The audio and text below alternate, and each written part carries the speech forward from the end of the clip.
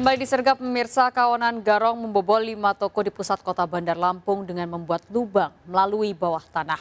Para pelaku mencari gorong-gorong kemudian membuat galian menuju ke dalam toko. Aksi pelaku ini terekam kamera CCTV sementara kerugian mencapai puluhan juta rupiah.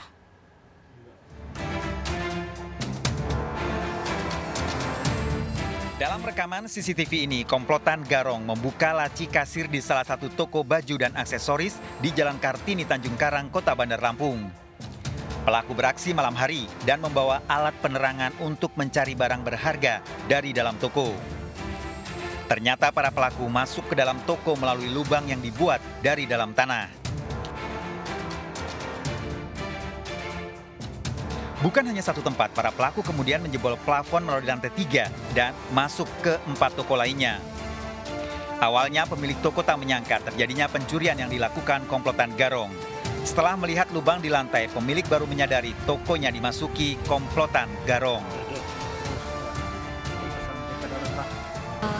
Anak-anak sudah nemuin bolong, ininya berlobang lantainya. Lantai ya, Mbak ya? Ternyata setelah dilihat sama polisi itu ada lubang yang menghubungkan dengan saluran air. Iya. Gitu, dengan saluran air. Jadi ini lagi dikembangkan oleh lagi diselidiki oleh polisi. Iya, kebetulan dia masuk ke lubang itu, terus keluar di sini. Jadi dia tuh hanya pintunya di sini ya. Oh iya. Jadi dia naik ke lantai 3, dia membobol kiri kanan dinding kita, jadi masuk ke toko lain gitu lewat dinding-dinding kita. Polisi kemudian melakukan penyelidikan dengan menelusuri lubang dari dalam toko yang dijebol melalui saluran air di dekat kawasan pertokoan. Diduga komplotan Garong keluar masuk melalui lubang tanah yang dibuat dan telah dipelajari sebelumnya.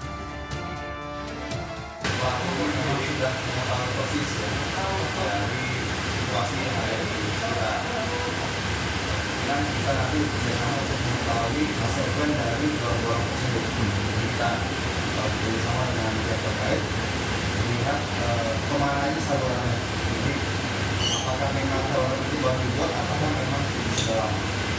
Dan intinya itu sebelumnya dipotong oleh di korban awas Pak. Nanti setelah yang masuk dipotong kamera. Terkena masuk itu kan 2 ya, korban yang kerugian cukup banyak itu satu toko sekitar 50 juta. CCTV dari salah satu toko dirusak dan dibawa kabur oleh komplotan Garong. Polisi telah mengidentifikasi salah satu anggota Garong yang terekam dan memburu komplotan ini. Dari Kota Bandar Lampung, Andres Afandi, iNews melaporkan. Ke informasi selanjutnya, pemirsa, Polda Yogyakarta membantah pernikahan antara Nani peracik racun dalam sate dengan Aibtu Tommy kekasihnya karena keduanya berbeda keyakinan. Di tempat tinggalnya, Nani dan Aibtu Tommy tercatat sebagai pasangan yang menikah siri. Nani ditangkap polisi setelah sate yang diracik dengan racun menewaskan anak pengemudi ojek online.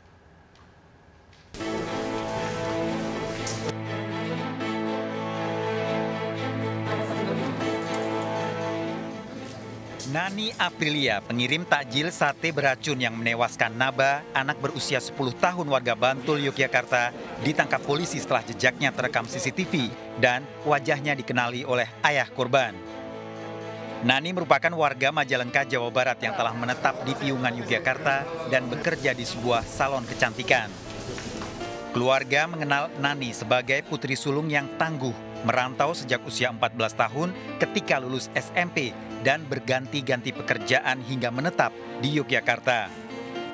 Keluarga Nani Aprilia juga mengenal Aibtu Tommy sebagai seorang duda dan dipertemukan dengan orang tuanya sebagai kekasihnya. Ya duda gitu. Sehingga oleh Bapak diizinkan gitu untuk berhubungan. Pernah ke sini Pak Tommy Pak ke rumah? Pernah. Sekali mungkin ada sakit hati lah gitu. Itu karena apa sakit hati Pak? Ya di pemberitaan kan sakit hati karena ditinggal pacar ya ditinggal kawin lah sama yang lain gitu. 1 tahun terakhir Nani menempati rumah di dusun Cepoko Jajar, Piungan, Bantul bersama Aibtu Tommy yang diketahui warga maupun aparat desa setempat sebagai suaminya. Aibtu Tommy jarang tinggal di rumah, namun warga menyangka karena kesibukannya sebagai anggota polisi, sementara Nani dikenal baik dalam berhubungan dengan warga sekitar. Untuk statusnya sendiri? Ya, statusnya saya belum tahu waktu itu. Dari sekarang pun saya baru tahu malahan. Ya, kalau dia statusnya sebagai istri siri, yang seperti itu. Tadi Pak RT saya konfirmasi, ternyata ya benar bahwa si tersangka itu siri atau hijab siri dengan Pak Tommy-nya. Aibtu Tommy merupakan anggota penyidik Reskrim Polresta Yogyakarta dan diketahui memiliki istri sah sebagai anggota Bayangkari.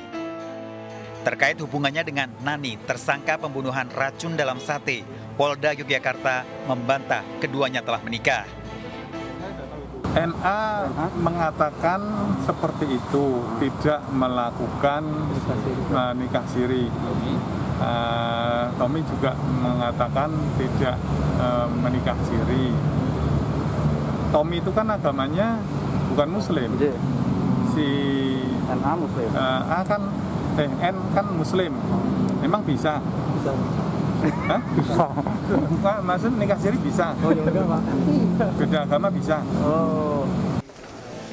Namun jika terbukti Aibtu Tommy menikahi Nani karena melanggar disiplin dan kode etik, akan ditindak dan diberi sanksi. Sementara polisi hingga kini masih memburu pria pelanggan salon yang menyarankan Nani menggunakan racun sianida yang dicampurkan dalam makanan. Sedangkan Nani terancam hukuman mati dijerat pasal pembunuhan berencana. Dari Yogyakarta, Heru Trijoko, iNews melaporkan. Mirsa, seorang ibu rumah tangga tewas dianiaya suaminya karena ngomel tanpa henti di Muara Enim, Sumatera Selatan. Pelaku sakit hati baru pulang kerja diomeli masalah pakan ikan hingga dituduh sibuk main handphone dengan wanita lain. Sementara korban mengucap kata-kata kasar dan didengar tetangga yang membuat malu pelaku.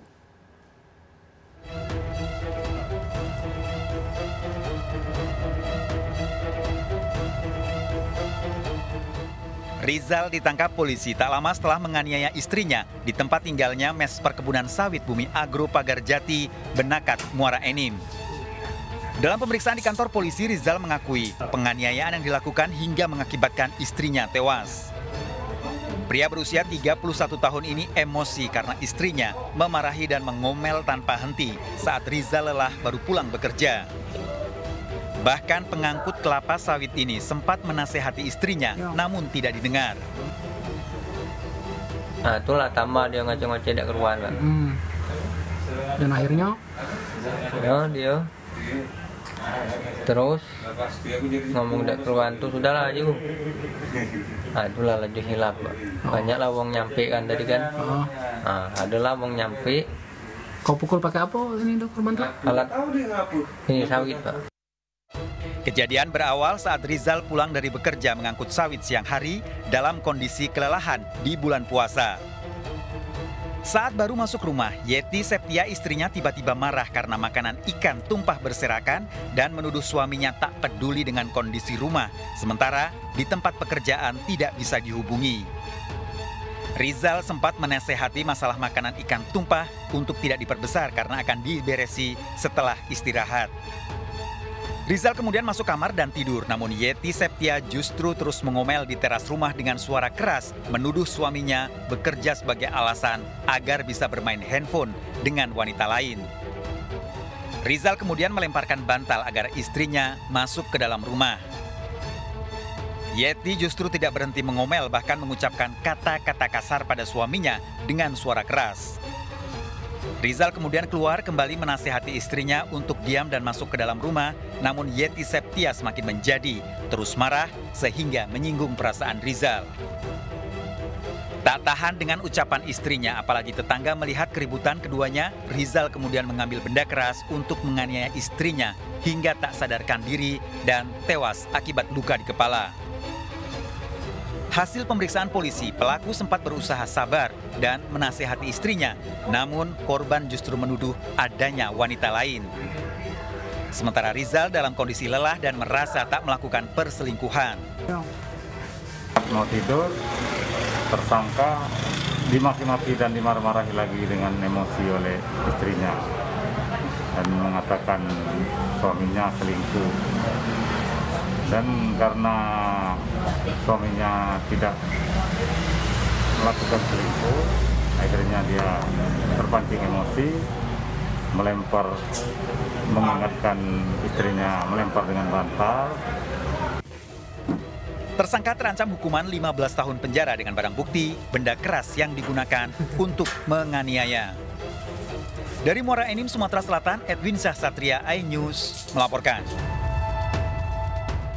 Dan mirsa, pelaku pencurian kotak amal di Pura babak belur dihakimi warga. 2 tahun beraksi, uang hasil curian digunakan untuk membeli tanah serta berjudi. Sergap segera kembali sesaat lagi.